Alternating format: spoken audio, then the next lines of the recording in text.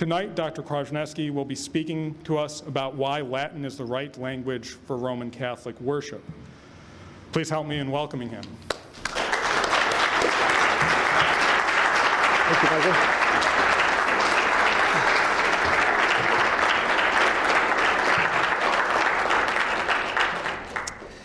Wonderful. So can you hear me all right everywhere? Excellent. The question of the language in which a Christian liturgy should be conducted is a much more complicated question than most people realize at first glance. To the extent that we have been brainwashed by rationalism, we tend to assume that the only purpose of speaking, of using words at all, is to communicate ideas between people. Language has a utilitarian function. This is its only justification. Of course, it is true that we use words to convey ideas to one another. That's the whole point of a lecture, like tonight's. But language has loftier functions. For example, poetry pays attention to the beauty and sound and associations and intricate inner meanings of language. It is meant as a testimony to and a revelation of something of the mystery of being. That is why poetry is often harder to grasp, but more rewarding when understood, and in the best poetry, always contains some element of the ineffable or inexpressible, the reaching toward a thought or a vision or an experience that cannot be fully captured in words.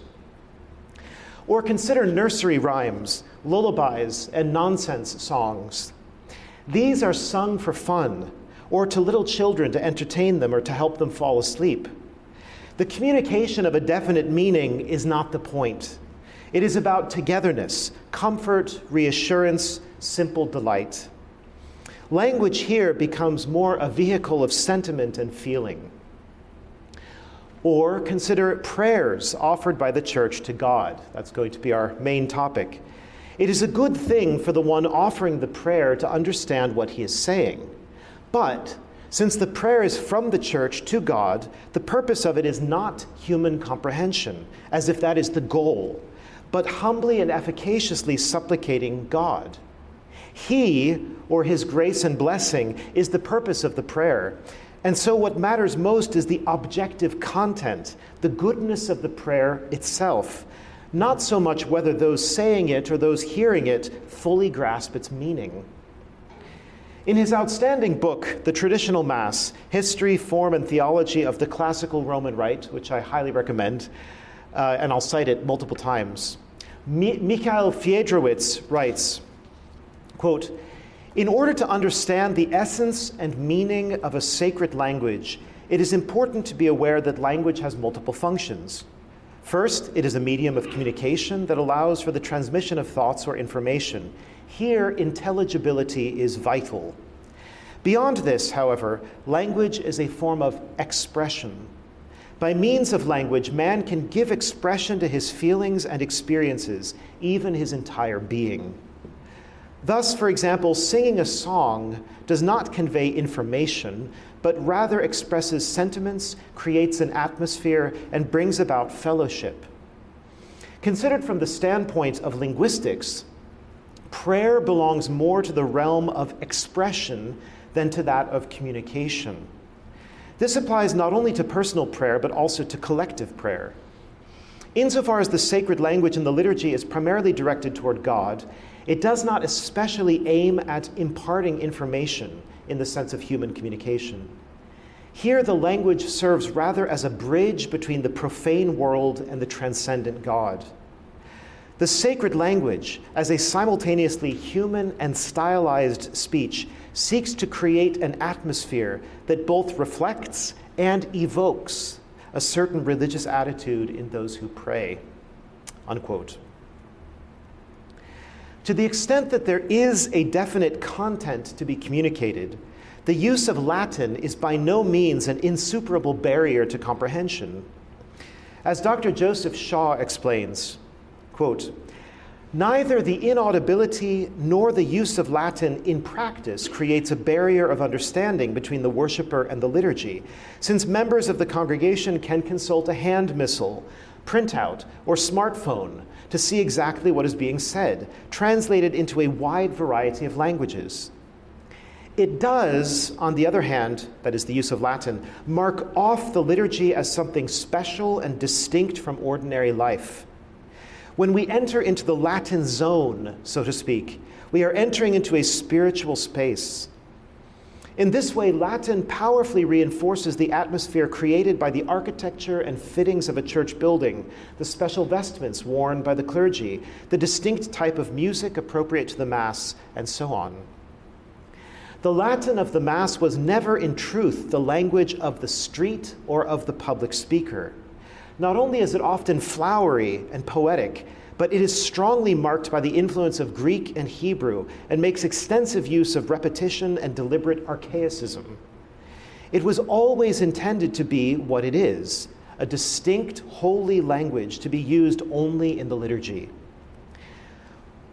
Shaw continues, "One does not have to understand the Latin text word by word as it is spoken to perceive and be moved by the solemn character with which it clothes the liturgy. The meaning of the text can be immediately available to the worshiper in printed form, but the impression made by the form of the text, the fact that it is proclaimed in an ancient sacred language of unique grandeur and gravity, is also of considerable value." Unquote. Today, of course, is the Vigil of Pentecost. Pentecost is a feast so great in the eyes of the Church that it was celebrated for 8 days, that is, as an octave, in the Latin rite of the Catholic Church, going back to the late 6th century, a custom that continues today wherever the ancient form of the Roman rite is used. Pentecost, for us who use the traditional missal, is an 8-day feast. It's not just a 1-day feast. A friend once told me he had expressed his love of the traditional Latin Mass to a certain deacon, a diocesan deacon, who countered in a huff, "Pentecost shows that the apostles spoke to everyone in their own language, and it wasn't Latin." This liturgical misinterpretation of Pentecost and the gift of tongues, which one hears now and again in different forms, deserves a response, especially on the eve of Pentecost. What the Acts of the Apostles shows is that the apostles preached to the people in many languages. There is nothing in the Pentecost story about worship in the temple or synagogue, or the Eucharistic liturgy and the divine office that developed out of them and supplanted them. And as far as I know, it's always been the custom to preach in the vernacular at Latin Masses, except in highly specialized academic contexts. The gift of tongues is a gift for the sake of evangelization, apologetics, and catechesis, not specifically for liturgical worship. Moreover, it's always worthwhile to point out that as useful as preaching is, the Church developed over the centuries many other modes of expression that proved to be as effective or even more effective in evangelizing peoples. Let me offer you an example. In a book called Truth in Many Tongues, very fitting name for a book on this occasion, Daniel Wasserman Soler studies how missionaries made use of pagan vernacular languages in the 16th century Spanish Empire. The author states, quote, "We must leave behind a widespread modern assumption made famous in the Protestant Reformation that the written and spoken word constitutes the fundamental and best way for people to learn about religion. The first bishops of Mexico City, Guatemala, and Oaxaca indicated to King Charles I that sermons may not have been the key to the conversion of the American natives. These bishops wrote, 'We confirm, Your Majesty, that the natives are edified very much by devoted services, ceremonies, and ornate artwork, perhaps even more than by sermons.' Thus, in the minds of many clerics, the combination of vivid artwork, the fragrant smell of incense, the sense of inclusion in a community, and the example of a pious, Christ-like clergy together could prove a more powerful force for religious conversion than preaching alone." Unquote. In a way, it is perfectly obvious once you state it, But there are so many people today who, in the grip of an unconscious rationalism, do not recognize how much is conveyed through non-verbal language, as well as through the emotional and supra-rational elements of language itself. Language is never merely language. Its cultural history, the traits and associations of classic works composed in it, the very sound of it falling on the ear, all of this is born along with the language and often delivers as much impact as, or even a greater impact than, its conceptual content. The moment we hear in nomine Patris et Filii et Spiritus Sancti, Amen, intro ibo ad altari Dei, we are immediately placed in a different zone. It's almost like when the angel takes up the prophet Habakkuk by the hair of his head, this is in the book of Daniel, and carries him off to Babylon, except that it's the opposite direction. The worshiper is carried from Babylon to the Holy Land, from the Valley of Tears to the Holy of Holies. Observes Fiedrowitz, quote, "Here the Church also proves to possess a thorough understanding of human nature, as in this way she helps her faithful to detach themselves from their everyday language, where each word recalls profane realities, and to feel even sensibly that holy other sought by all piety. The sacred language spreads a delicate veil over the truths of the faith, which protects the holy mystery and eludes hasty comprehensibility. A language that is not commonly understood suggests to the faithful that they stand before a mystery that eludes total transparency. In contrast, vernacular language counterfeits an understanding that is absolutely not real." I just want to repeat that last sentence. Vernacular language counterfeits an understanding that is absolutely not real. Unquote. In the past 60 years of liturgical reform and abuse, far too much emphasis has been placed on the vernacular, as in a particular language spoken by a group of people, as if it is somehow the magic key to participation. But for one thing, any vernacular immediately excludes everyone who does not speak it. And that includes people who speak a lower register of the language, so people who are just learning it, as well as that forgotten group whose education equips them to grasp higher registers as more appropriate in worship, and who will be vexed by translations into flat, dull, gray, modern tones. What the reformers seem to have forgotten is that there is a universal non-verbal vernacular accessible to all mankind, the language of symbols. Be they colors, actions, sounds, smells, or other religious signs, this vocabulary has an immediate, although at times perplexing, effect on the consciousness. It shows us reverence without talking about it. It shows us mourning or rejoicing without spelling it out in trite or laborious words. Let me give an example.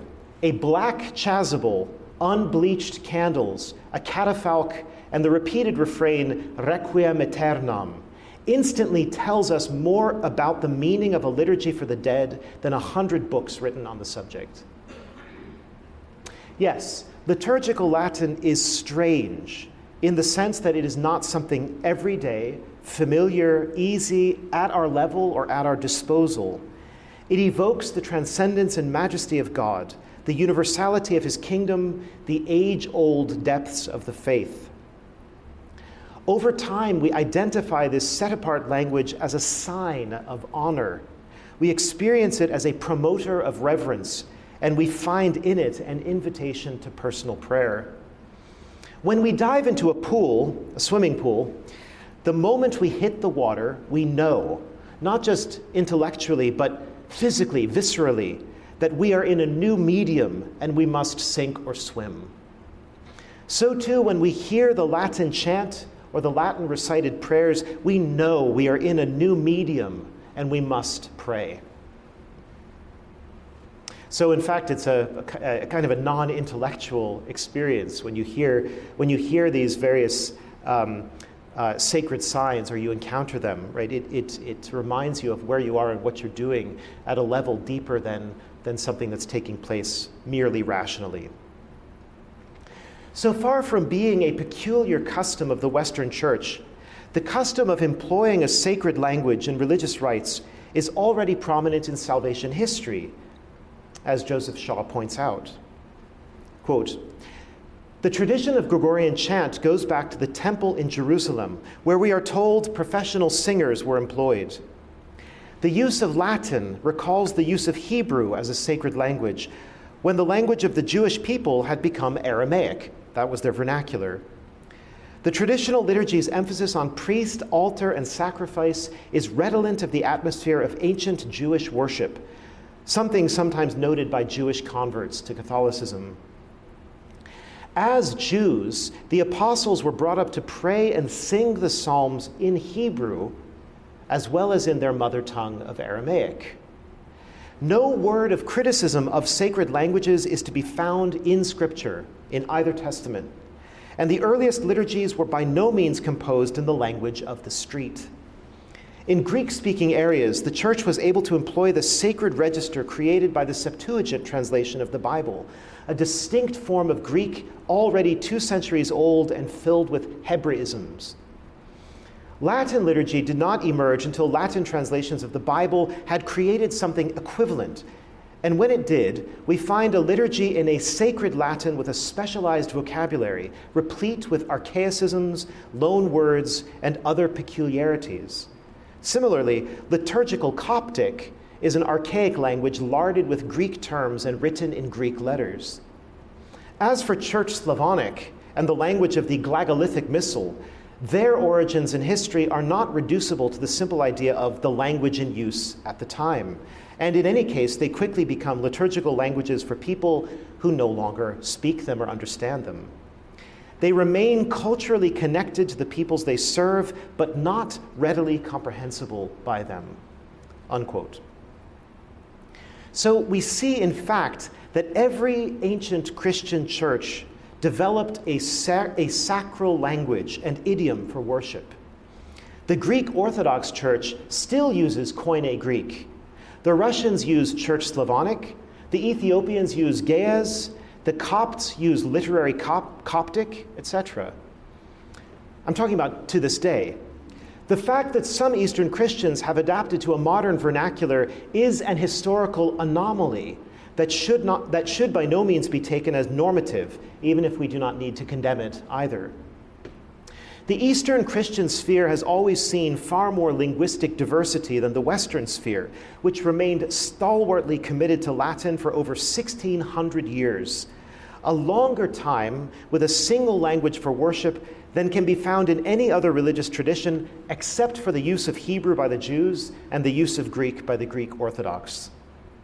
It is hardly surprising that a belief grew up that the 3 great sacred languages are Hebrew, Greek, and Latin, on the basis of the threefold inscription that Pontius Pilate placed above the cross of our Lord Jesus Christ. Indeed, the use of a special set-apart sacred language for religious actions goes well beyond the borders even of Judaism and apostolic Christianity, as Fiedrowitz explains. Quote, "The phenomenon of a sacred language is found in all religions.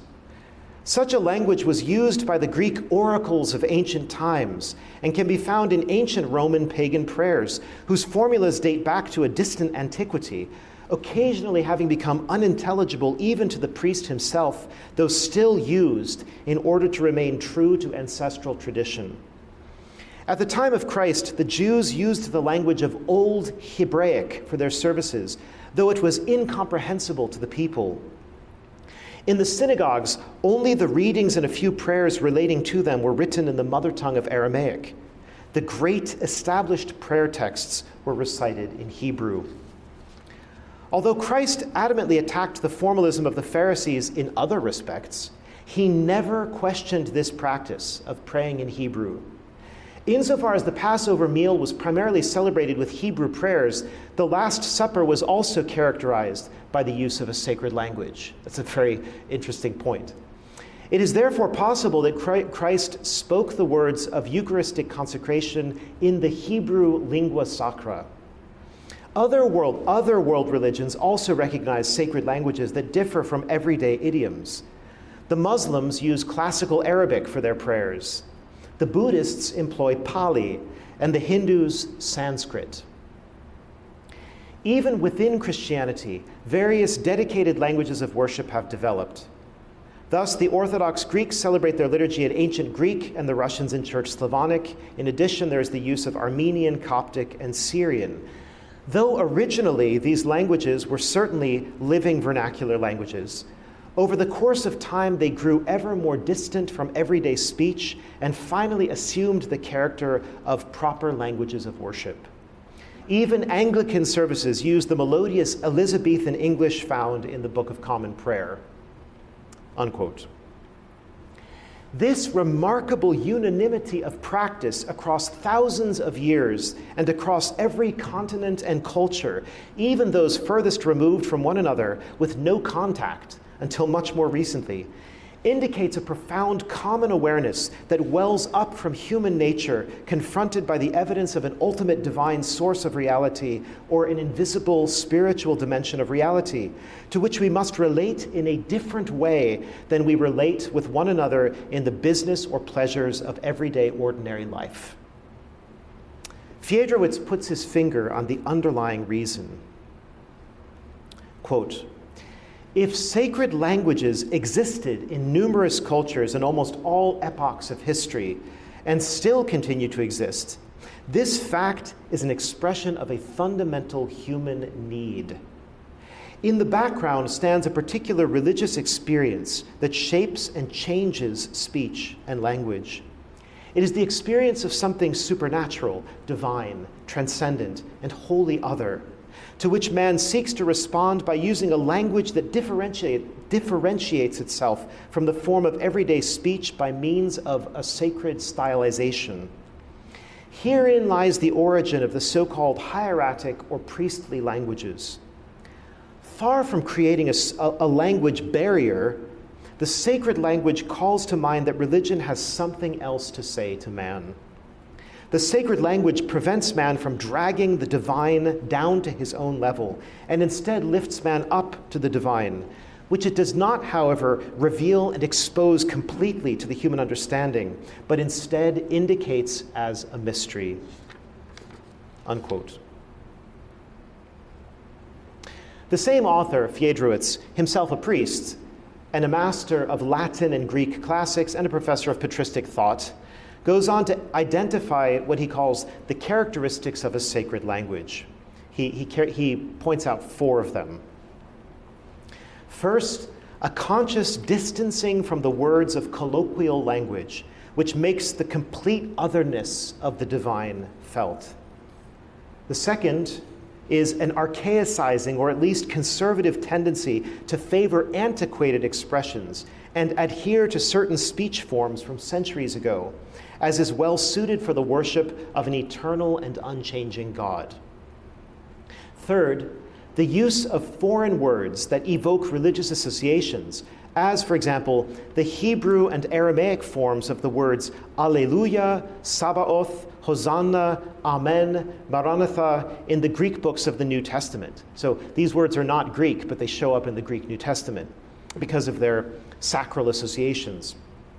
And finally, fourth, syntactic and phonetic stylizations. For example, parallelisms, alliterations, rhymes, and rhythmic sentence endings that clearly structure the train of thought, are memorable and allow for easy recollection and strive for tonal beauty.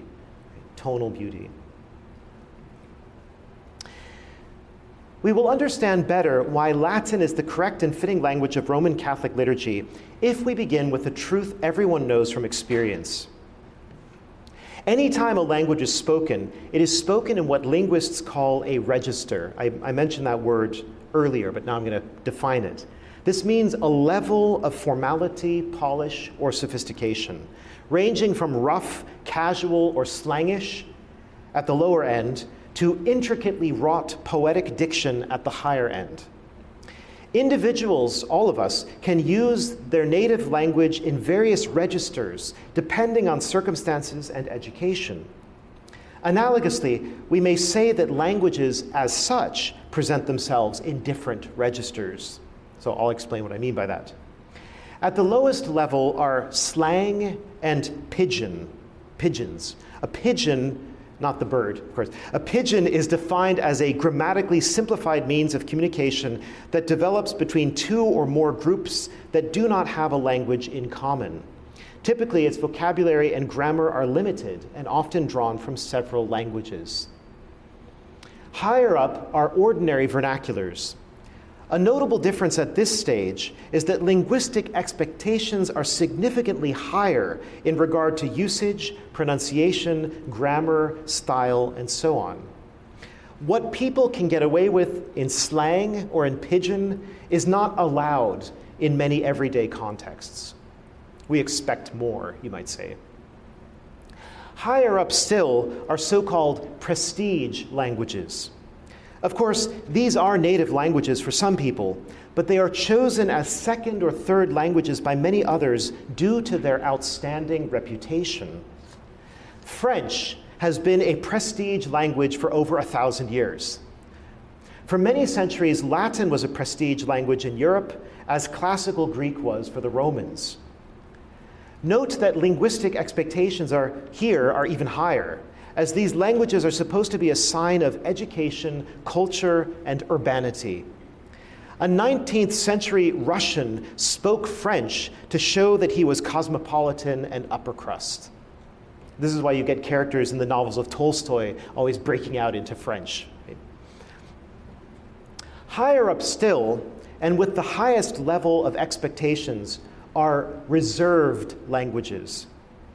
The examples that come to mind were all prestige languages at one time, and now their use is almost entirely for religious purposes.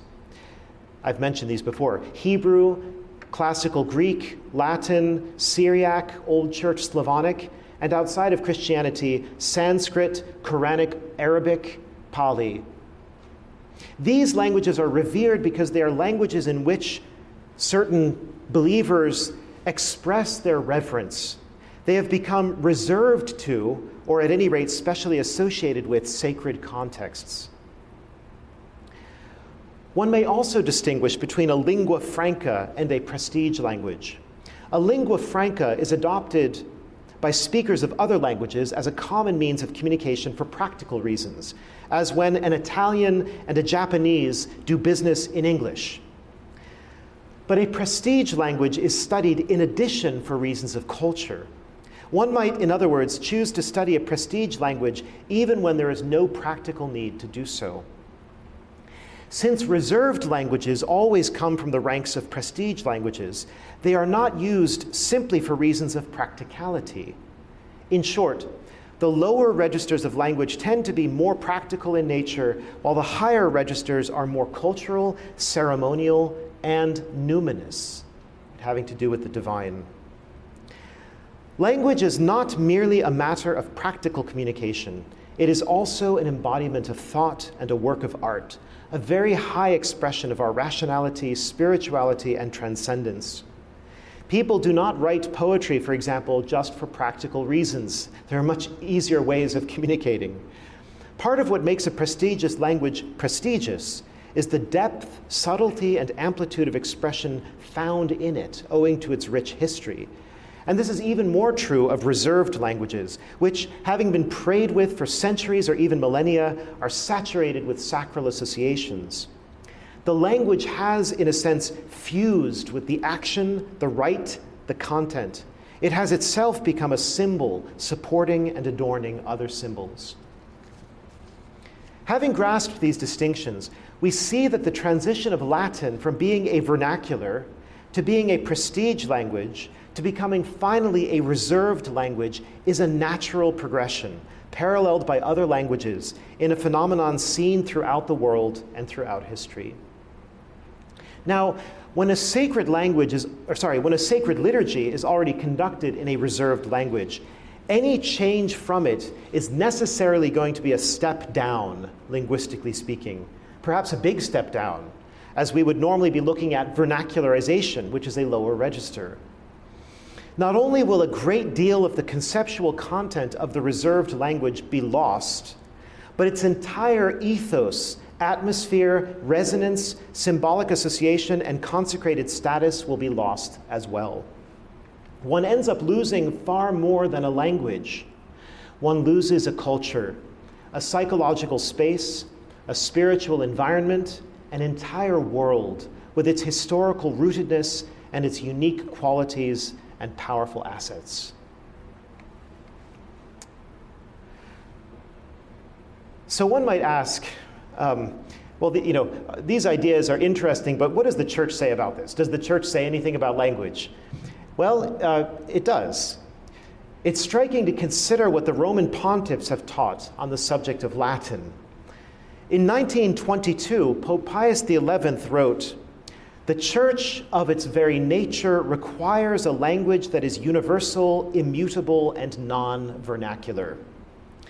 In 1947, Pope Pius XII stated in his encyclical Mediator Dei, "The use of the Latin language, customary in a considerable portion of the Church, is a manifest and beautiful sign of unity, as well as an effective antidote for any corruption of doctrinal truth."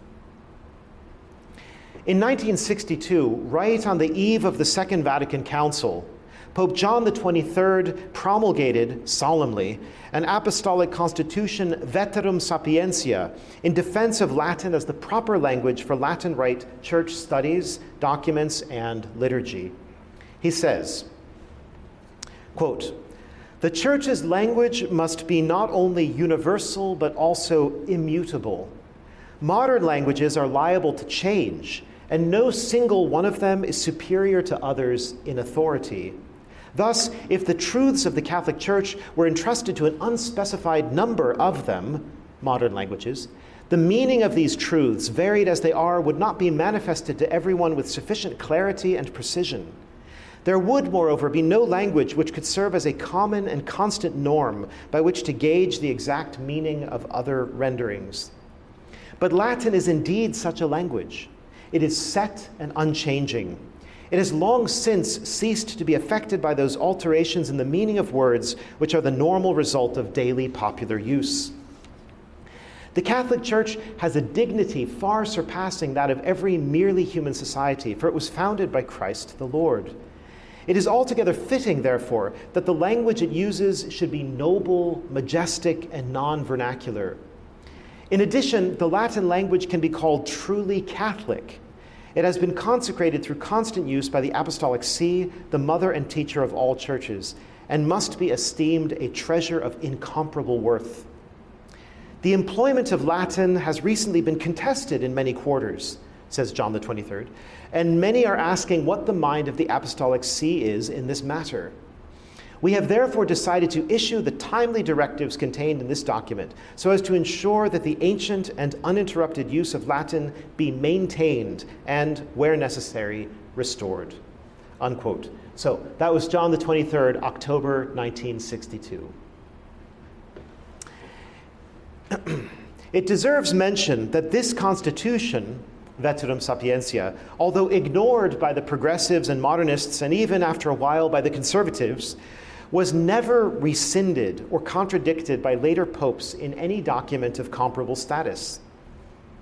The universal truths it contains remain no less true in spite of the unwillingness of churchmen to implement its practical policies, just as the universal truths contained in the Motu Proprio Summorum Pontificum remain true, regardless of the practical efforts of Pope Francis or Archbishop Roche to suppress the traditional liturgy of the Roman Church. Truths are true. We might be tempted to rush past the claim made by Pius XII and John XXIII that the use of Latin safeguards orthodoxy, but it deserves a moment's attention. They are referring, of course, to the traditional Latin formulas used in the liturgy, in the Vulgate, in the Western Fathers of the Church, in the canons and decrees of ecumenical councils, in canon law, and in other magisterial documents. This body of Latin teaching is astonishingly unified and consistent across centuries. Anyone who knows Latin well can pick up almost any Latin text from a period of over 2,000 years and understand it. This record of continuous worldwide use of a single stable language is practically unique in human history and supports what these popes are claiming on its behalf. I'm going to come back to that point later. The translation of liturgical books into the vernacular languages, hundreds of them, has, on the other hand, demonstrated the claim negatively. We are drowning in examples of dumbed-down translations, of erroneous and theologically problematic translations, and constant fights over the register of language to be used in official translations. The awful version of the Bible inflicted on American Catholics, the New American Bible, isn't even written in proper English. As Anthony Esselin says, it's written in Nabish, N-A-B, Nabish. Whether one is talking about doctrinal texts or liturgical texts, the vernacular tends to be a non-stop headache, earache, and heartache. Latin is a crucial part of Catholic tradition, not alongside it, but within it. Indeed, it is that by which tradition was transmitted in the Western world. It is part of the way God has provided for his church. Even if modern people all agreed that Latin should be abolished completely, it would not cease to be part of tradition. This is an unarguable and unchangeable fact. We might compare it to priestly celibacy. The ecclesiastical law that a priest cannot marry derives from tradition. Nowadays, many so-called experts say they know, quote unquote, that celibacy is responsible for low numbers of priests. Next to priesthood for women, celibacy is a favorite target for modernists, and every modern Catholic is supposed to be opposed to it. Yet it is part of our tradition, and as such, irreversible. Latin is very similar to celibacy in this regard. While it is used in the liturgy not by divine law, but by church law, it is nevertheless part of tradition, as are Greek, Slavonic, Syriac, Armenian, etc. for the Eastern churches, and should therefore be preserved, regardless of our personal modern opinions. We should not subordinate tradition to our personal opinions. We should learn why tradition is the way it is. The error that led to the abolition of Latin was neo-scholastic and Cartesian in nature, namely the belief that the content of the Catholic faith is not embodied or incarnate, but somehow abstracted from matter, like free-floating. Thus, many Catholics think that tradition means only some conceptual content that is passed down, irrespective of the way in which it is passed down. But this is not true. Latin is itself one of the things passed down by tradition, together with the content of all that is written or chanted in Latin.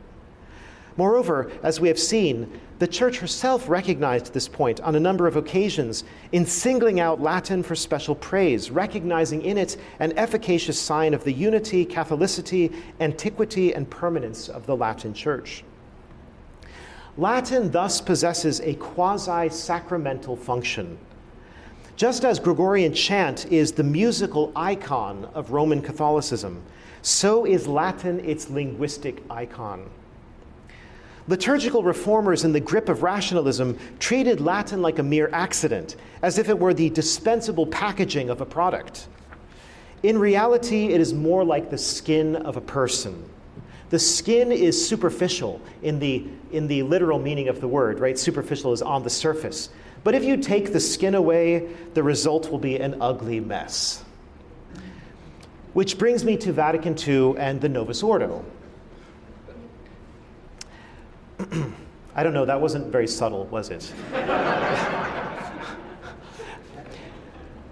Many Catholics throughout the world, including apparently bishops and cardinals, seem to be unaware that the teaching of Pius XI, Pius XII, John the 23rd, and other popes was deliberately echoed and confirmed by the Second Vatican Council's Constitution on the Sacred Liturgy, Sacrosanctum Concilium, which says, quote, "The use of the Latin language is to be preserved in the Latin rites," unquote.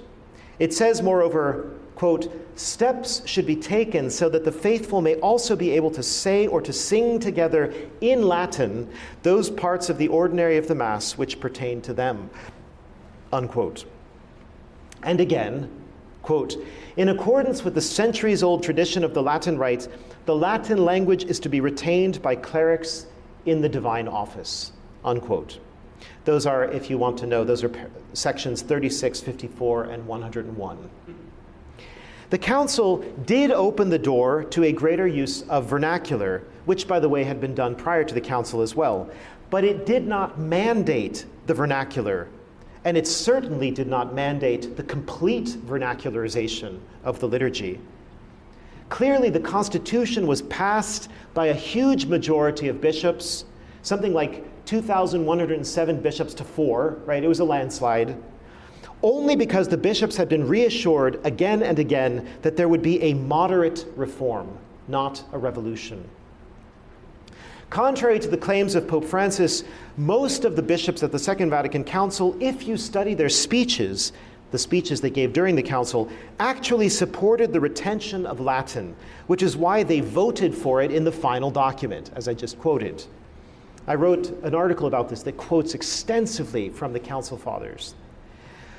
We know now, thanks to the careful research of historians like Yves Chiron, that Bugnini, Annibale Bugnini, who spearheaded the writing of Sacrosanctum Concilium, had, already before the council began, successfully colluded with his teammates to execute just such a revolution once the council had ended, and in a Machiavellian manner, counseled the use of vague, ambiguous, open-ended language with plenty of loopholes that could be exploited later on, which is exactly what happened. So while Vatican II officially reaffirmed Latin in the liturgy and Gregorian chant, and made a cautious opening to some use of the vernacular, especially in instructional parts of the Mass, so-called, what came afterward with Paul VI's support neutralized or neutered it.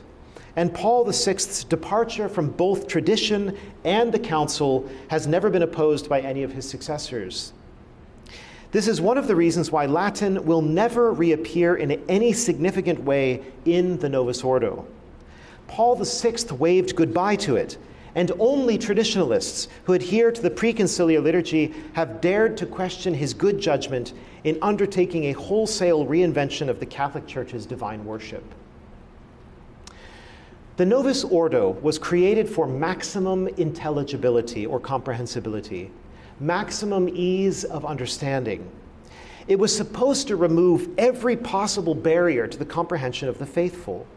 They are supposed to see, hear, and know everything that is being said and done at every moment, instantly and without preparation or reflection. Now, this lecture is not the occasion for me to explain what is wrong with this model or the presumption behind it, but suffice it to say that never in the entire history of apostolic Christianity, East or West, and never in the history of world religions, has this been the way anyone has ever thought about divine worship. In any case, if such immediate and total transparency is the goal to be sought, everything is going to have to be simplified, put into the common language, and made visible and audible. Thus, the priest will be turned to face the people, he will have a microphone, there will not be much silence, only one thing will happen at a time, etc. If this is your paradigm for worship, then it's rather obvious that Latin, and Gregorian chant too, will have no place in it, at least for 99% of congregations. So when somebody like Cardinal Supich or anybody says, well, you know, you can have the Novus Ordo in Latin, they're completely missing the point. The Novus Ordo in Latin falls between two stools, to use a saying of Joseph Shaw's. It has neither the instant accessibility for which it was designed, nor the grandeur, solemnity, symbolic richness, and ceremonial depth of the Tridentine Rite, which augments our awareness of mystery and our receptivity to truths that cannot be put into simple linguistic packages. So the Latin Novus Ordo fails. It fails from both angles, right? In short, Latin befits the Old Mass like stained glass befits a Gothic cathedral, or gold befits a chalice, or silence befits the Roman canon. It does not work with the design principles of the new Mass. The accessibility of the Novus Ordo is, however, illusory or deceptive in two ways. First, its verbal approach, which I described earlier, tricks us into thinking that we have understood or that we are capable of comprehending divine worship and the mysteries of Christ. Because its mode of active participation is very much on the surface, about voices and bodies in motion, we can easily pass through an entire such liturgy without having once pondered or interiorly prayed, without having suffered wonder, bewilderment, or awe. This is not a problem the Latin Mass has, in which there are frequent and diverse provocations to the acts of prayer, and where the intended participation is more of the heart and the mind. Second, it is accessible, that is the Novus Ordo, is accessible only to those who speak a given vernacular language and who can hear it and follow it. In a multicultural world and with factors like inadequate elocution, poor sound systems, or ambient noise, the curse of Babel can quickly fall down upon us. Now, I'd like to focus on this point for a moment, the curse of Babel. Father Louis Bouillet pointed out, quote, "Every religious tradition represents language as a gift of the gods that makes society possible and continues to hold it together like a thread.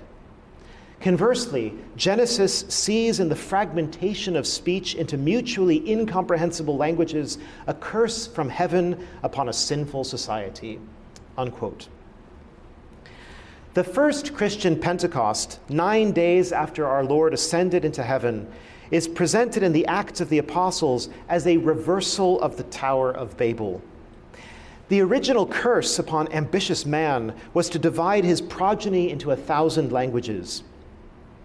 Even if the rich poetic fruits of multiple languages can be counted a blessing willed by God, the difficulty and often impossibility of common discourse among rational animals is unquestionably a curse. Anyone who travels extensively has encountered this curse. This curse is renewed whenever we are confronted with a liturgy in which the use of some vernacular that is foreign to us effectively says, this is not for you, it's only for them, for that demographic. When liturgical traditions develop a common language of public worship, it is a symbolic return to the pre-lapsarian condition of the Garden of Eden, when human beings would have spoken only one language. In the Latin liturgy, we are not confronted with a foreign vernacular that excludes us. Rather, we hear the sound of a single voice that belongs to the Church at prayer, welcoming all nations and peoples into one celebration. In some dioceses, the Novus Ordo Mass can be found celebrated in 15 different languages, and each language group is an island unto itself, hardly mixing with the other groups. But there are multi-ethnic and multilingual Latin Mass parishes where the Mass itself is truly the unifying force for all the subgroups, bringing them together in fraternal relations and allowing them to mingle socially as well. How many of us have been to a Latin Mass and seen whites, blacks, Asians, Hispanics, various ethnicities and nationalities, all gathered in one act of Catholic, that is, universal worship? As John the 23rd pointed out, Latin belongs equally to everyone and to no one in particular. It's not the language of an empire anymore. The Roman Empire is gone, right? It's not like English, right, which is sort of the modern imperial language. The Latin language in history has always been an ethnically and culturally integrating force. It continues to build those bridges today. I had a potent experience of this not long ago when visiting Poland for a conference. That was last November. In spite of my surname, which is as Polish as pierogi and kielbasa, I hardly speak a word of Polish, which is widely considered a very difficult language to learn. For days I had been surrounded with unintelligible noises to which everyone else could respond and I could not. Thankfully, the conference provided me with earphones broadcasting a simultaneous English translation. It was rather awkward, though. I was the only non-Polish speaker out of hundreds of people. So they had hired this translator just for me. So I felt really awkward whenever I wanted to leave the conference for a few minutes. It was anyway, but it kind of kept me in my seat the whole time, you know. One morning on my visit, I walked with a group of friends to Wawel Castle, one of the most beautiful and historic places in the city of Krakow, to reach the side chapel where low mass would be offered by a priest of the priestly fraternity of St. Peter. We arrived just as mass was starting. The comforting words of the Latin fell like a refreshing rain on my ears, or like a ray of light piercing the impenetrable fog of the foreign language of the country outside. We were in God's country now. The priest said the Mass deliberately and with an easily audible voice so that I missed not a single word. I didn't have my missal with me, but it was very easy to follow along. Sadly, due to the clumsy and illicit provisions of Traditionis Custodes, the lesson and gospel were given only in Polish, which suddenly plunged me back into the fog of unintelligibility and reminded me of how the vernacular not only includes the locals but excludes the stranger. It was the only part of the Mass that lost its world-embracing Catholicity in favor of a narrow localization. At the conclusion of the gospel, the server said, "Laus tibi Christe," and all was well again. The remainder of Mass alternated between moments of Latin that bobbed up above the surface of silence and the enveloping quiet in which the Word became flesh anew, as it were, upon the altar, in the power of his incarnation, passion, death, resurrection, and ascension. That Mass in the Wawel side chapel was a perfect experience of the liturgy as synchronic and diachronic. Synchronic, because I felt instantly and immediately at home in the very same liturgy said all across the world wherever tradition is treasured. An experience I've now had dozens of times on my travels in foreign countries. And diachronic, because this was substantially the same liturgy that had always been said on most of the altars of Christendom in the West for centuries. Alcuin of Charlemagne's court, St. Anselm of Canterbury, St. Thomas Aquinas, St. Edmund Campion, St. Charles Borromeo, St. John Vianney, St. Vincent de Paul, St. Padre Pio, St. Charles de Foucauld, all would have been at home in that Wawel side chapel. With the traditional Latin Mass across the ages and across the world, one is always at home. The miracle that, for some sacred moments at least, undoes the chaos of Babel demands the strong stability and inner coherence of the great Roman liturgy, whose language gives to Latin Rite Catholics their very name, right? We are Latin Rite Catholics. Our native language, our mother tongue, comes from our earthly mother. When we are living inside her womb, her voice is the first we hear. And when we come forth into the world, we hear the same voice upon her breast. Our everyday vernacular is something we are, in a sense, equipped with by nature, by effortless immersion in the family culture. This language represents the natural order in which we live and move and have our natural being. Now, even as baptism or rebirth comes to the Christian from outside, for as Joseph Ratzinger writes, nobody is born a Christian, not even in a Christian world and of Christian parents. Being Christian can only ever happen as a new birth. Being Christian begins with baptism, which is death and resurrection, not with biological birth. So too, the sacral language in which we worship comes to us from outside, from Holy Mother Church, who teaches us a new Christian language, a spiritual mother tongue, which represents the supernatural order in which we live and move and have our supernatural being.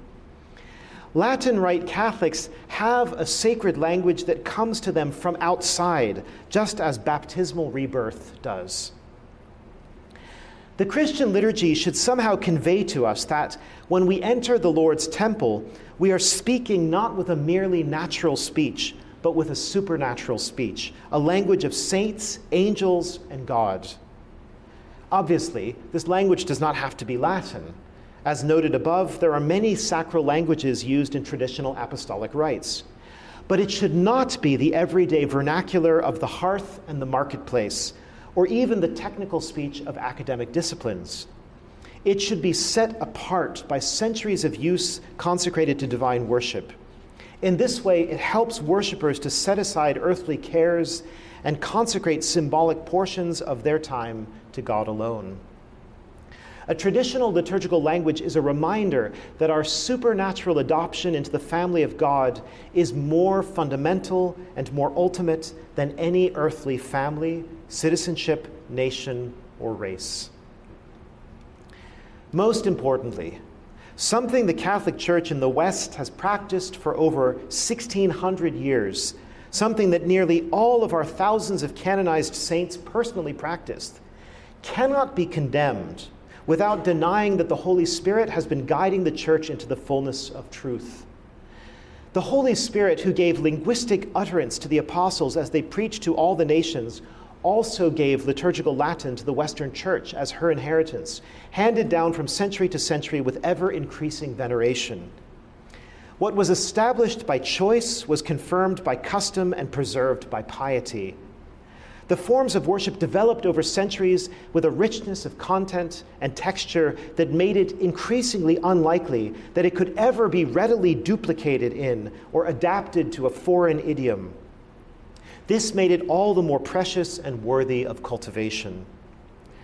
Against the backdrop of experiments in vernacularization from the mid-20th century onward, experiments that could be called, with more justice, Babylization, an ever-increasing number are coming to see that this unique and unitive Latin heritage remains precious and worthy of cultivation today.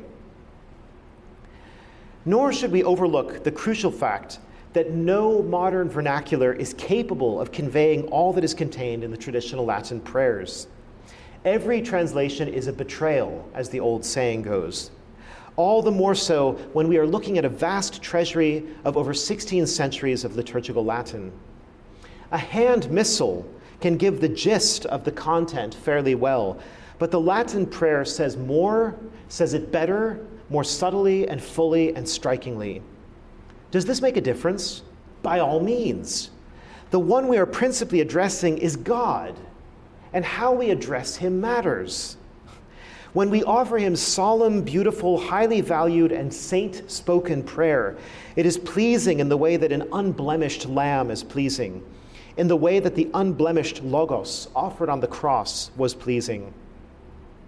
The very fact that countless holy men and women had the very same words on their lips over the centuries endows them with a special efficacy.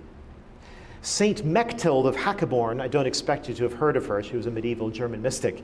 Saint Mechthild of Hackeborn says that the court of heaven rejoices whenever it hears the same words it prayed while on earth.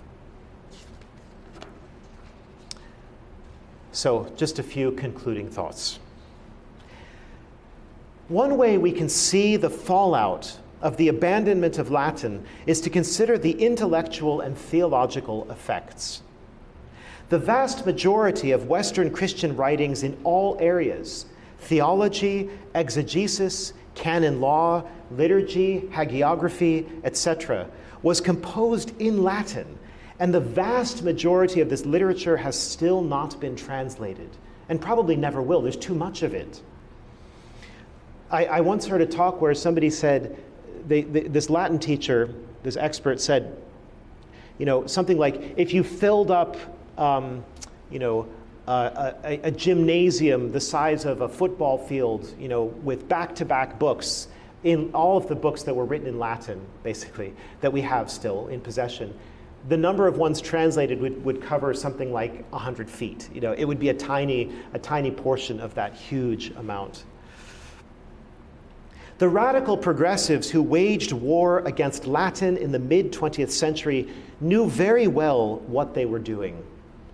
They wanted to blow up the bridge that connected Catholics with their heritage, their tradition, their collective memory. Sorry if that sounds like a conspiracy theory. The vaunted modernization of the Church could be carried out only if the past were forgotten, sealed inaccessibly behind a wall of incomprehensibility.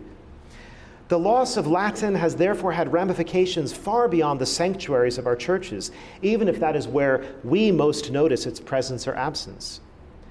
Heresy thrives on a combination of amnesia, anarchy, and novelty. The liturgical crisis is only one part of the larger crisis of Catholic identity, which has more to do with language than most people realize. I would just simply say, the Latin Rite Church is a church whose entire heritage is in Latin, okay, except for the tip of the iceberg from 1965 or so onwards. Following on this point, I think it's important for Catholics to realize that all of us should learn some Latin. It does not lose its historic role, special character, and sacred function if we do understand it as a language. Mystery is not the same as mystification. When I understand the Latin of the liturgy, it doesn't make it any less wonderful. On the contrary, one's appreciation grows because one can savor its meaning and beauty. This is not necessary for fruitful worship. I hope I've made that clear. But it is a real advantage and one that we should care to acquire. Latin was once a standard subject for all Catholic students, as difficult as it is to believe that now. And many individuals learned it to a high degree, even those who did not become priests or religious. If we care about our tradition and our heritage, we will make sure this language is included in our homeschool and private school curricula. Recall for a moment that Hebrew was a dead language until the Zionist movement and the State of Israel revived it as a spoken language. Today, millions are fluent in what was a dead language 150 years ago. I should also mention, Muslims study classical Arabic because they value their heritage. How embarrassing, how shameful it would be if Catholics cared far less than Jews and Muslims for a heritage that is immeasurably truer, better, and more glorious than that of either the Jews or the Muslims. Was that a politically incorrect statement? If anyone is to blame for this abysmal state of affairs, it is not you. It is the hierarchy of the Church. Shepherds who, contrary to their divine vocations, did not faithfully hand on the tradition that was given to them, and who have barely lifted a finger to correct a catastrophic cultural collapse. Practically speaking, it is not difficult to acquire some rudimentary facility with the Latin language as used in the liturgy. Simply by assisting regularly at Mass and other ceremonies and using a hand missal, especially if you get a hand missal that has the Latin as well, I always recommend that. Don't get one that just has English. Get one that has the Latin and the English. We will begin to pick up a rough and ready knowledge of vocabulary. Let's be honest. The Gloria and the Credo are not hard to follow. We say them over and over again. They even have lots of words that are similar to English words. The more zealous could pick up a good Latin instructional book or enroll in an online course. Happily, there are already a good many people out there who are reviving the language, including in its spoken form. I don't know the latest estimate, but I think I read that there are something like 10,000 people in the world who are fluent in Latin at this point. It's not a very large number, but it beats Esperanto. I don't know if it beats it numerically, but it's just a better language. It should go without saying that children, above all, ought to learn Latin, since language acquisition is, generally speaking, much easier for children than it is for adults. Singing Gregorian chant, whether informally at home or as part of a choir, is an important and enjoyable way to gain some acquaintance with the treasury of ecclesiastical Latin. I recommend, for example, singing the seasonal Marian antiphons at home as part of evening devotions. You know what I'm talking about. The Alma Redemptoris Mater, the Salve Regina, the Ave Regina Caelorum, and the Regina Caeli. These are the 4 seasonal Marian antiphons. Children pick them up in like 3 days. I mean, this is what I've seen. They don't understand what they're singing, but that doesn't matter at all. They'll figure it out eventually, right? Everything takes time. Every good thing takes time. We want instant results. That's a huge mistake in pedagogy. There's no such thing as instant results. What we want is to plant seeds that will blossom 10, 20, 30 years later. Right? That's what education should do. We must not be afraid to assert boldly that it is good and fitting and optimal to use Latin for the sacred liturgy, that is, the solemn, public, formal, official worship of the Roman Catholic Church. The reasons for its use are so numerous and overwhelming. The substance and authority of tradition are so unanswerable that there is no way to escape the conclusion that retaining Latin is a serious obligation before God, and abandoning it is a serious deviation from his liturgical providence. In the midst of cultural diversity, the Catholic Church had the wisdom to recognize the spiritual power of central elements of unity that bring us together in confessing the one true faith and paying homage to the most holy Trinity. We can hope and pray that our church leaders will, over time, take steps to recover what was foolishly squandered in short-sighted reforms.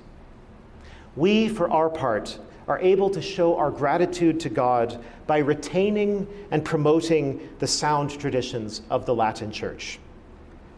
Thank you for your kind attention.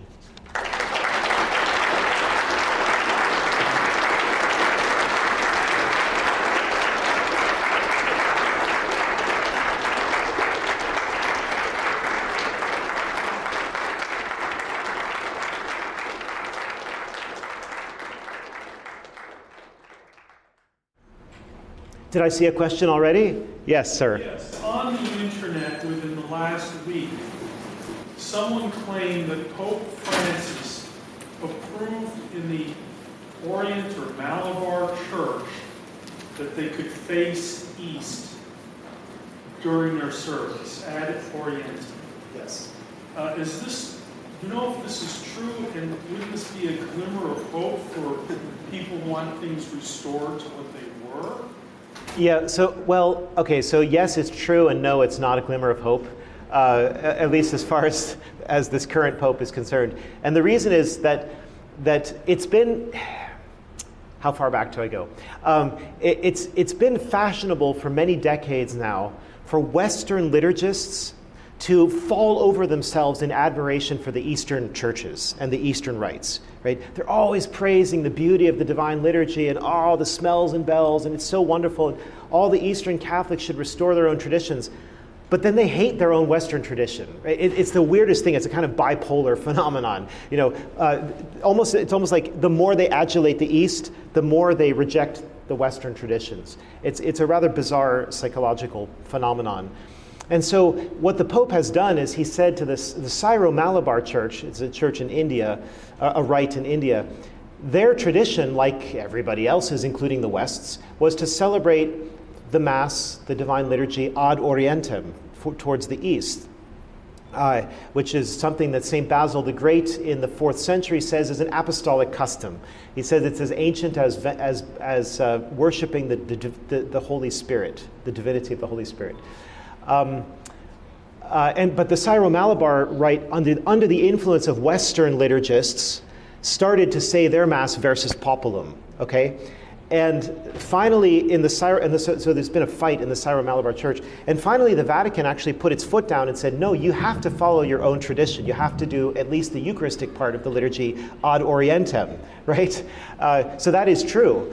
But of course, if you look at someone like Cardinal Cupich, who enjoys the support of the Pope, he tried to forbid priests from celebrating ad orientem in Chicago, even though the rubrics of the new Missal allow for Mass to be celebrated ad orientem, towards the East. So it's really a chaotic situation right now. Yeah. Question on the Latin. You made several references to liturgical Latin. Going forward, if Latin is to be used, do we not need to be cautious about what that idiom is? And I'm thinking here of introductions of classical Latin, such as Bea Salter and the very bizarre Latin translation of the Book of Common Prayer used in certain colleges at Oxford. It just sounds strange. Yes, so there are different, I mentioned in my lecture that Latin is a language, it's somewhat unique in the sense that there is enough consistency in the use of Latin, in its grammar and vocabulary, that somebody who reaches a high enough level will have open to him about 2,000 years worth of literature. That's not something you can say about other languages, at least not nearly to the same extent. But within that realm, of course, there are many different varieties of Latin, if you will. I mean, there's the strict classical Latin of Cicero, which is considered, he's considered the model of rhetorical ancient pagan Roman Latin. Then you have the Christian Latin of someone like St. Gregory the Great, or St. Leo the Great, or St. Augustine, which of course is very polished, very eloquent, very high level, but it's not the same as Cicero. It's already been Christianized. It already shows the effect of Greek and Hebrew. There are other influences on it. It's not just Ciceronian, right? Then you have medieval Latin in various forms.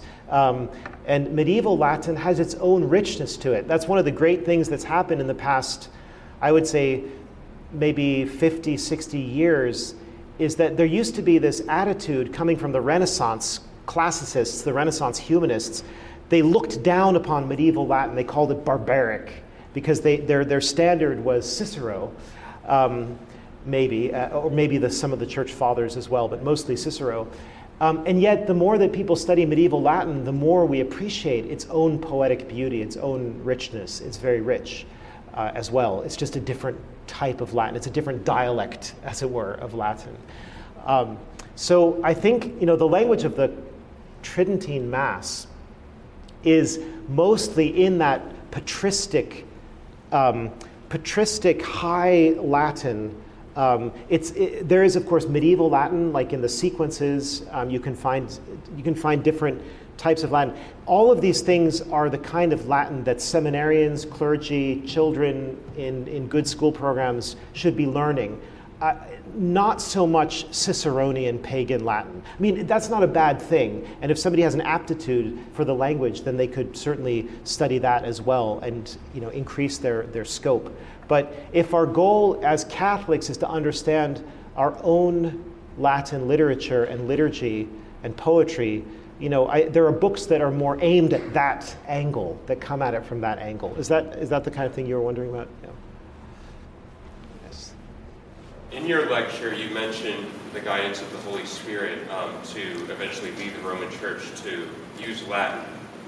How would you respond to those who would ask about how about 99% of Roman churches now are using the vernacular? Mm-hmm. Yeah. So of course the argument about liturgical providence basically takes the following form: any practice that the Church has embraced over a very long period of time, with the approval of the saints and the popes, is something that we should take seriously as what God wanted for the Church.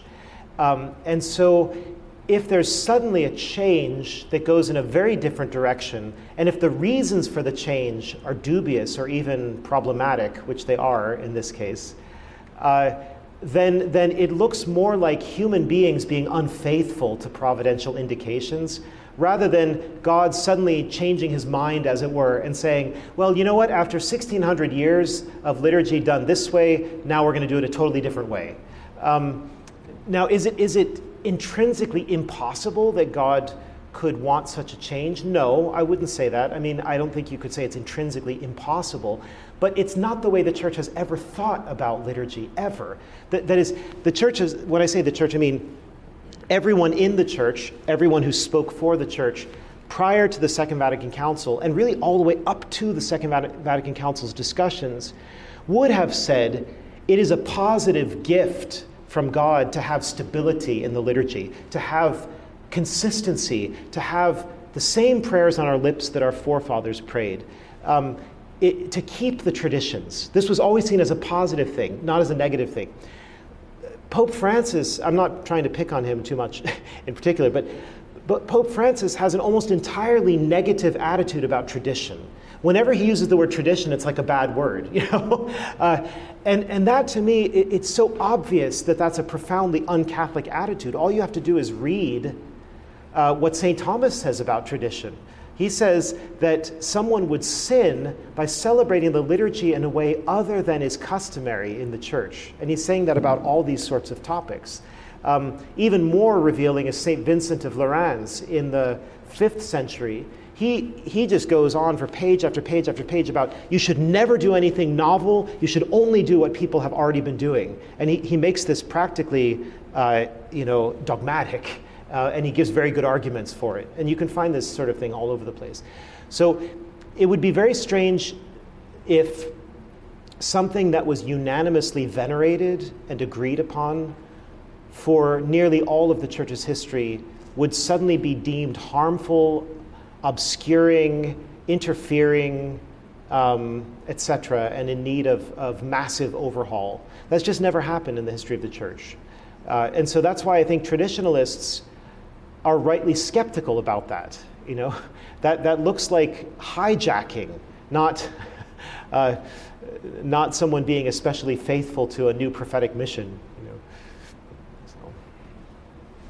How would you explain the hostility or the indifference of so much of the hierarchy to the Latin Mass over the last 60 years? And I'm not just talking about the regime at the Vatican right now. I'm talking about even the better half of the bishops and cardinals who seem to prefer the Novus Ordo, even if they are indulgent towards the Latin Mass.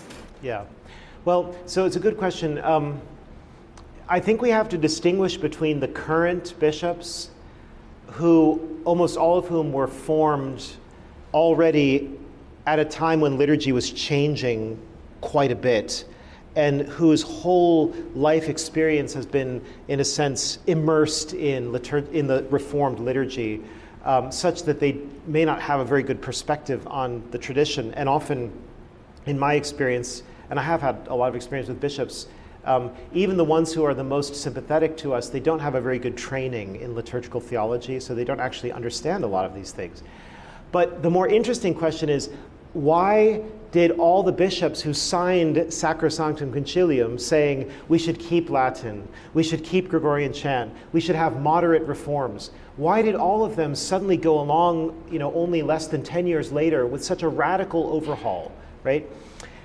And I think there are two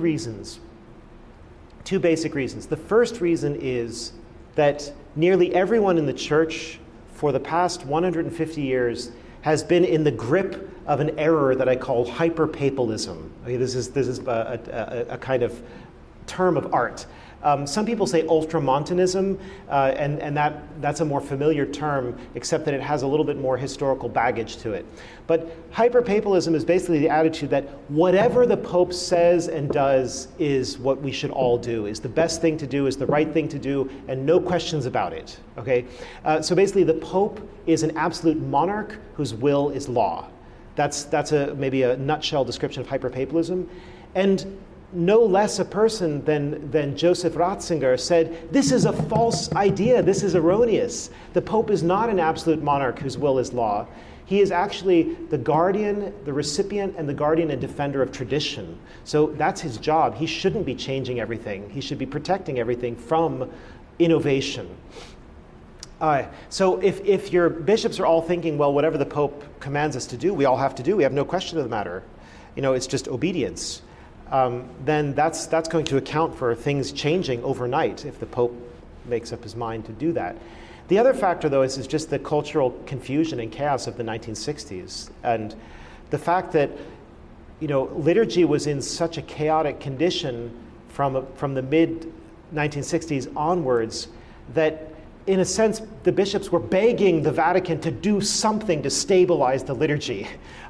Anything, do anything, just put an end to this reform and give us something definite to do. And so when the Novus Ordo finally came out in 1969, for a lot of bishops, it was kind of a life raft that they held on to. Okay, like maybe we wouldn't have done this, but at least we know definitely what we're supposed to do now.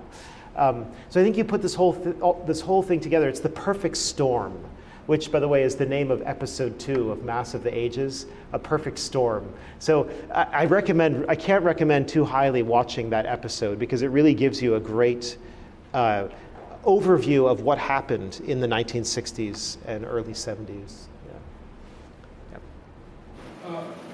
Around the year 300 plus AD, the Emperor Constantine, in his authority as a civil official, convened the Council of Nicaea, if I'm correct.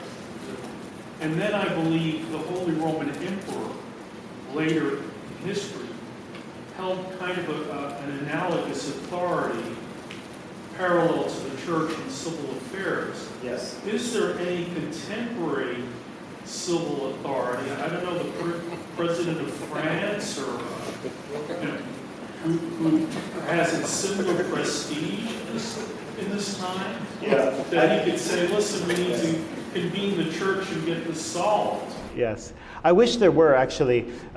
It's interesting, in the history of the church, until about the First Vatican Council, at least symbolically, we could take 1870 as a date, there were very powerful secular social forces. I shouldn't say secular, because that might have the wrong connotation. There were very powerful lay forces in the church, aristocrats, monarchs, associations of different kinds, that actually had a certain weight in ecclesiastical politics. And the Pope and the bishops couldn't just do whatever they felt like doing, because there was a kind of mutual network of rights and responsibilities, of obligations and expectations, where people kind of kept each other in balance. It was a kind of checks and balances system, right? Americans didn't invent that. That's been around for a long time in the Catholic Church. And as the Catholic Church lost influence in civil society, as monarchies were overthrown or became figureheads, as aristocrats became figureheads and impoverished, as great abbeys declined, right? Abbots had a huge amount of authority once upon a time. As all these things declined, what happened? The prestige and authority of the papacy went up and up and up. It as a kind of compensation for that. And it was useful. It was useful to have a pope in the 19th century who could rally all Christians around Rome and around traditional doctrine, right? Because that's what popes used to do. They used to rally people around traditional doctrine, And so that was useful, but it was dangerous. It set up a dangerous precedent. There is actually a great scholar who's written about this. Her name is Bronwyn McShay. And she wrote this wonderful article in First Things magazine just a few years ago that, if you're interested in this subject, I cannot possibly recommend it too highly. It's an article called Bishops Unbound. And it just tells the story of how bishops came to have more and more power concentrated in their hands with no checks and balances. So this is a problem. I have no idea how the solution is going to come about, but there has to be a solution somehow. This is not a healthy situation. One argument I've heard against the traditionalist way of understanding the liturgy and its development is that the Western Church's decision to discontinue the distribution of Holy Communion in chalice is like proof that the magisterium can just get rid of the tradition. How would you respond to that? Right. So actually, I wrote an article about this where I pointed out that if the purpose of the Eucharistic liturgy is to prepare us properly for receiving our Lord Jesus Christ by purification, by supplication, by adoration especially, and then to give thanks worthily for that gift, it doesn't actually matter all that much whether you're receiving our Lord under one species or two species, or whether you're receiving him with leavened or unleavened bread. Those are incidentals when it comes to the main point of receiving the Lord. We all know dogmatically that we're not receiving any less of Christ if we receive only the host as opposed to the host in the chalice. Whereas if a liturgy were changed in such a way that the effect of it was a weakening of contrition, a weakening of interior life, a weakening of adoration and reverence towards the Blessed Sacrament, etc., then we would know that that's a very bad kind of change. That is going against the very purpose of the Eucharistic liturgy at that point.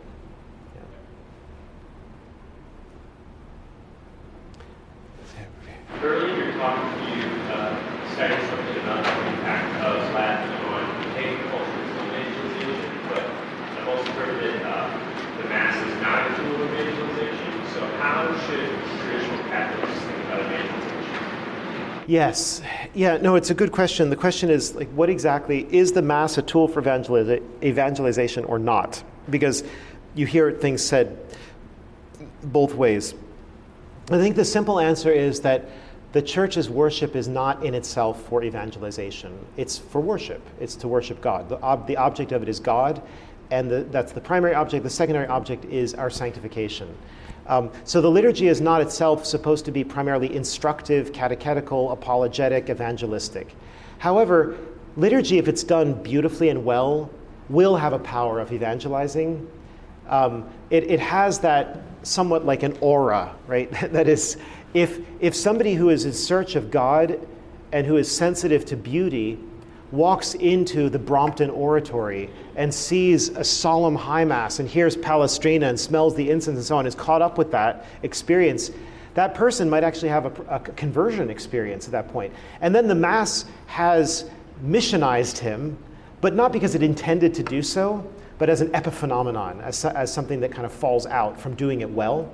And this example I'm giving, by the way, is not fictitious. There's a man named David Clayton who relates that his conversion began by walking in randomly to the Brompton Oratory one day into a high mass and having this transcendent experience of beauty that made him start searching into religion, and eventually he converted to the Catholic Church, right? And I've heard plenty of stories enough to know that happens. Whereas I think all of us have sometimes had that cringy experience when a Mass is pandering too much to the people. Like when the focus, like the priest is trying to connect with the people, and especially if it's like a younger group, and you've got an older priest who's trying to be hip with the young. I mean, it's such a cringy thing, you know. And that's because at that point, suddenly it's been forgotten that the Mass isn't about the congregation. If that priest had turned around and worshipped God intently and zealously, it might have actually moved the people in the church in a deeper way, right? Because he's now modeling for them what they should be doing. And then you have a kind of master-apprentice relationship, right? Yeah. Given just the richness, for those of us who are English speakers, the richness of the vernacular tradition, whether it's the Book of Common Prayer with Cranmer and Coverdale, we have the Anglo-Catholic Knot Missal, Matthew's Old Catholic Missal, all these prior, older English translations that are in a hieratic English, a reserved register, as you refer to it. Were we not, would you agree that we English speakers were particularly abused in the 1960s and 70s by the translations that we were given, yes, since they completely ignored our own native tradition? Yes. Yeah, it's very interesting, though. The question of English in the liturgy, so you might think, we have Shakespeare, we have the Coverdale Psalter, we have the Anglican Book of Common Prayer. We have so many great models of lofty, poetic English. Why couldn't the Tridentine Mass, and even the Tridentine Mass was translated into that kind of English in the 19th century, why couldn't we have used that kind of English when the Mass went to the vernacular? Well, the answer is actually that the many, many converts from Anglicanism to Catholicism would have pitched a huge fit if that ever happened, because those things are all permeated with Anglicanism. So for the Anglican converts, in many cases, what they wanted was the Latin liturgy. They wanted something other than the Protestant background, well, sometimes they don't like to use the word Protestant, but the Protestant/Anglican background from which they came. And in general, it seems to me true that the great English religious literature is not Catholic. It's from schismatics. It's even from heretics. So this is a problem for us. Actually, it creates a tension now with using that English. Now, perhaps you're thinking, what do you think about the Anglican Ordinariate, right? I think that the Anglican Ordinariate is a beautiful thing for former Anglicans. I don't see it as sort of a way forward for the entire English-speaking church. That would be a very strange detour for us. That's not our tradition. We weren't Anglicans. We're Roman Catholics. We're part of the Latin Rite. That's our heritage, right? So I think it's good to have the Anglican Ordinariate, but I think it's always going to be a very small, like a side stream, not the main river of Catholic worship. But yeah, certainly we were treated very badly with the translations. The original ISIL translation of the early 1970s was one of the worst in any language, into any vernacular language. I mean, just to give you a great example, this is the way it was all the way until 2011. The Roman canon says that it says literally, our Lord took this precious chalice into his holy and venerable hands. That's what the Roman canon says. The ISIL translation of the 70s said, he took the cup. That's all it said for that whole phrase, okay? So when you have this kind of dumbed down text, you know, it's just, it was a form of linguistic abuse. Yeah. Yes? I have two questions. The first is, which translation of the Bible do you recommend for information? And then the second one is, in terms of everything that's happening with the restrictions and limiting the new parishes that can even begin having Latin Mass celebrated there, what action steps would you say that we could take other than attending Latin Mass ourselves? What can we do to kind of move this preservation of tradition? Yes. Yes. Okay, so the first question is, what English translation of the Bible would I recommend? Well, I don't recommend the New American Bible, just to start there. And actually, well, so I think St. Augustine says in his treatise De Doctrina Christiana that the best thing we can do is to read scriptures in the original languages. Now, I can't read Hebrew. I can only read a little bit of Greek, and my Latin is decent.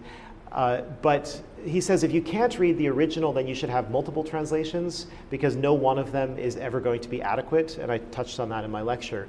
And so there I think, if somebody's going to do serious study or wants to write about Scripture, then you really have to look at a few translations.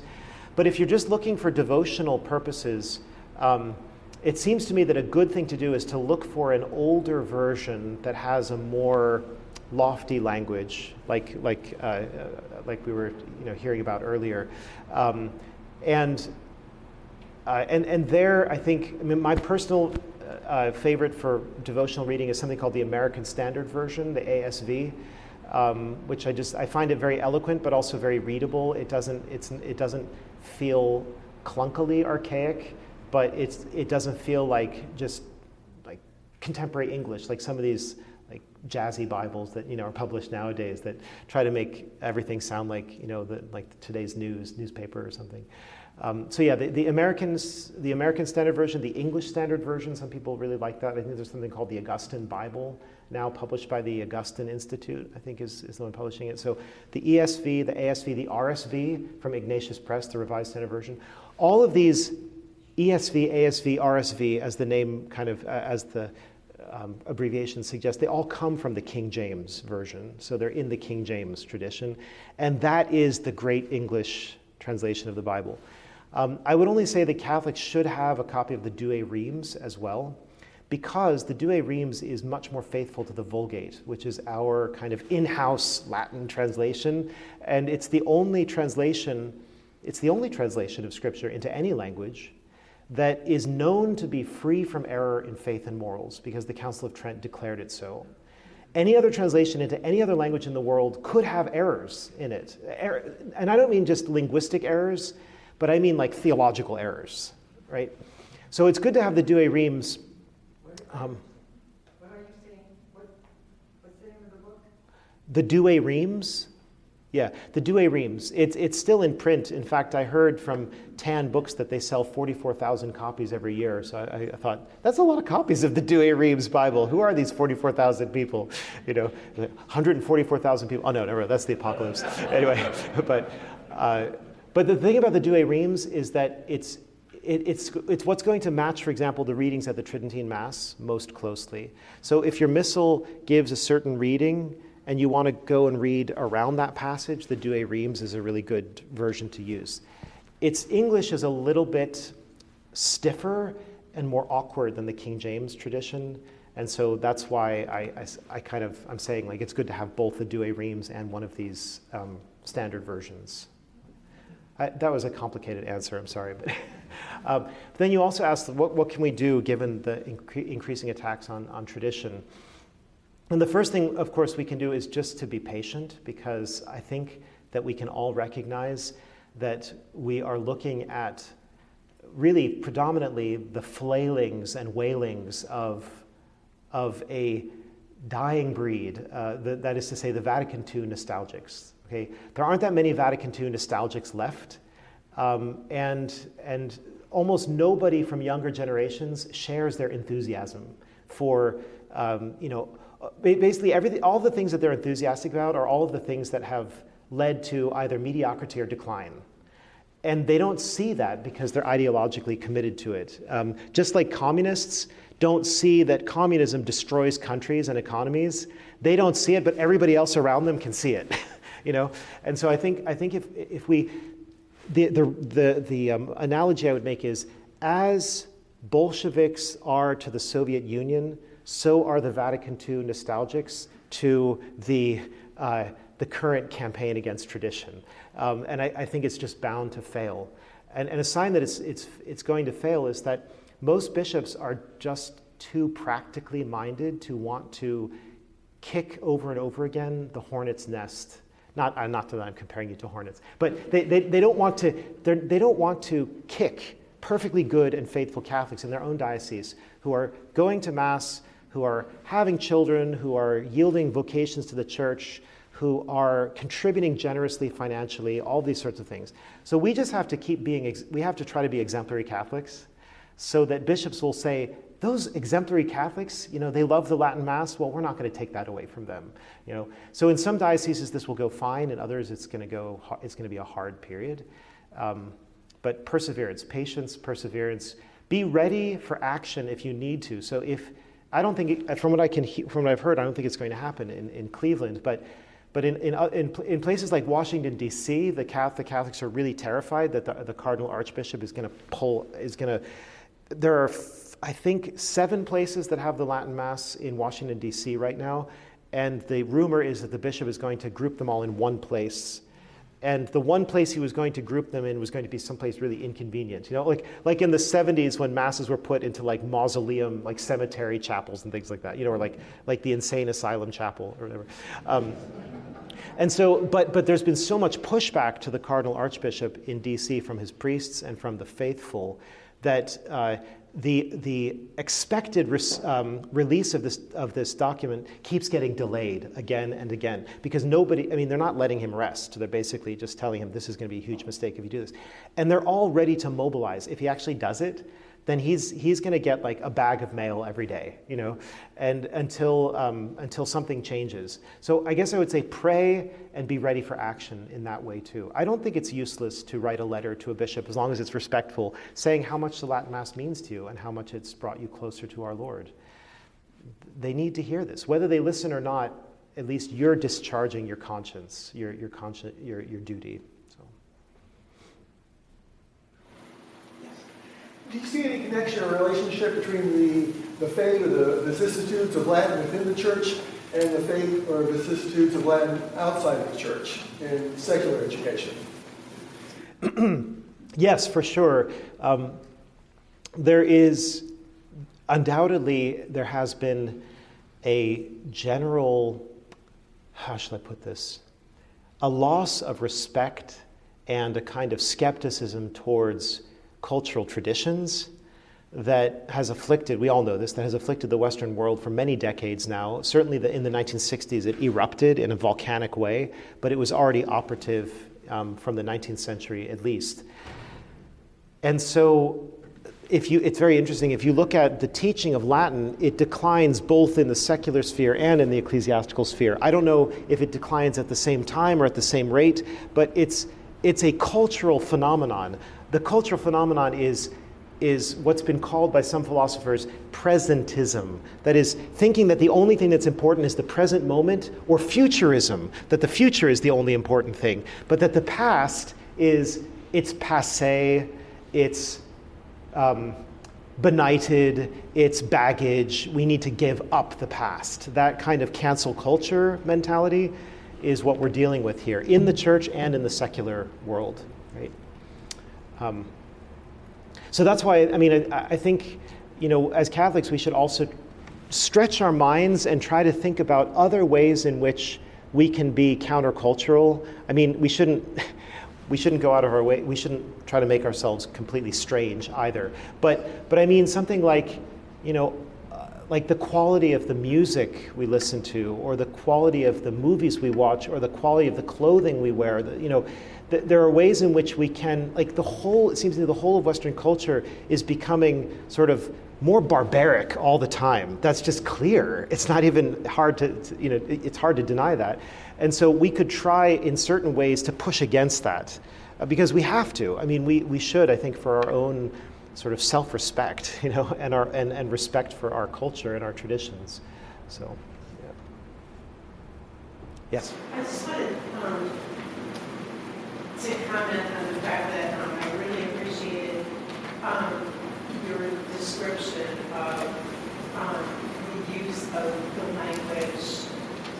It doesn't need to be understood. And the reason I'm showing that is, I was born in '66, grew up with the new Mass, and I thought, my mom would have to go to the Latin Mass here and there. They wouldn't take us because mom just wanted to go. We had no idea what that was about. And my son started going, and he invited me to come along. And I was so overwhelmed because I had no idea what was going on.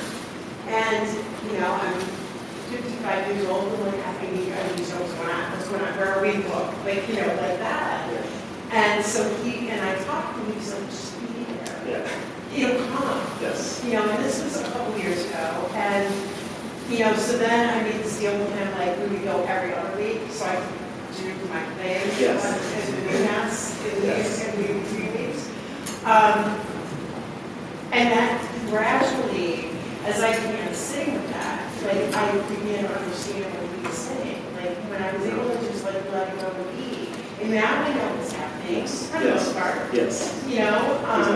And I have my whistle now, but I think that's really important. And one of the things that I would find concerned about, I'd be curious to know how many people are here tonight who don't always go to Latin Mass. How do you get that? How do you? I would love to take everything you said and just be able to share that. Because it really, to people who, my children, I have children who, say, well, Sean and I are going to Latin Mass, not really, because that's just, when you have that culture. Yeah. I do think that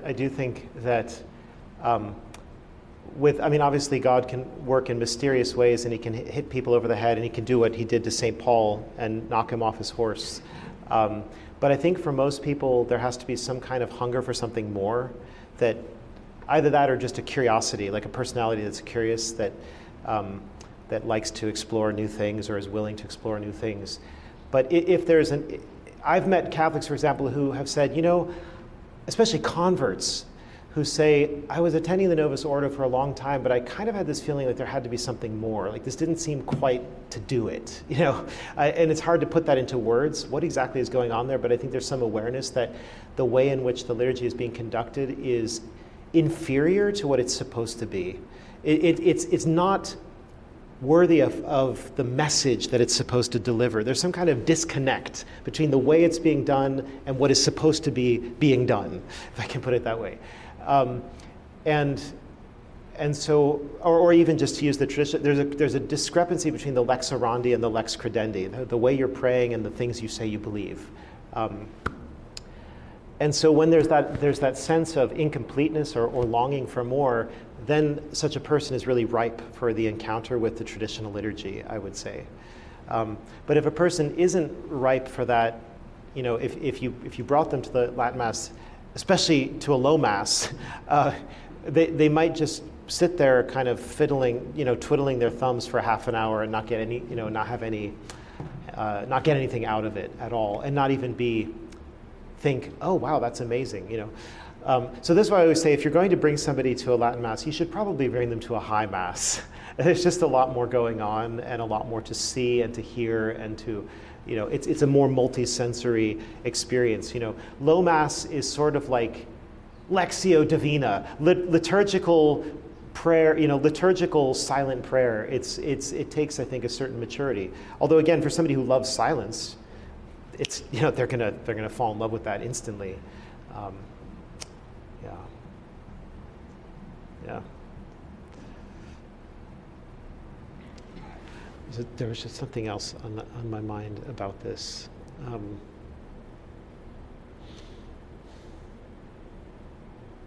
It's okay. Yes, there's a question from over here. Yeah, if the church had a change of heart, how would you imagine that they would move everyone who grew up with the new Mass towards the Latin? Because you couldn't just get rid of it, like how would you do it in reverse? And it could increase today within the current, environment or something. This is like write your own fantasy. Okay, I like this. So anyway, no, I mean, I do think it may very well happen. I don't know how long it would take, but perhaps 20 years from now, 40 years from now, I'm not sure, that there will come a time when there will need to be an indult given for the Novus Ordo. That is to say, that if current trajectories continue in Western countries, Africa and Asia are a different phenomena. I mean, one would have to think about them differently. But in Europe and in the Americas, if the current trajectories continue, the churches will rapidly empty out. The Novus Ordo churches are rapidly emptying out. We might not think that because we can think of a Novus Ordo parish that's packed, but the number of dioceses where churches are closing one after the next, and where just the numbers of people seeking the sacraments are plummeting, I just don't think it's going to take that long before the energy and zeal that's in the traditional movement will actually become, in a sense, dominant. That is, it's the dominant dynamic force in the church right now. And so there may come a day when the popes have to say, well, the normative liturgy is the traditional Latin liturgy, but for those who have some attachment to the vernacular liturgy, then there's an indult for them that can be permitted on the second Sunday of the month at 3:30 p.m. Yeah. So.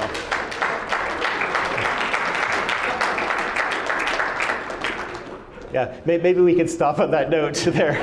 But I'll be back at the back if you want to.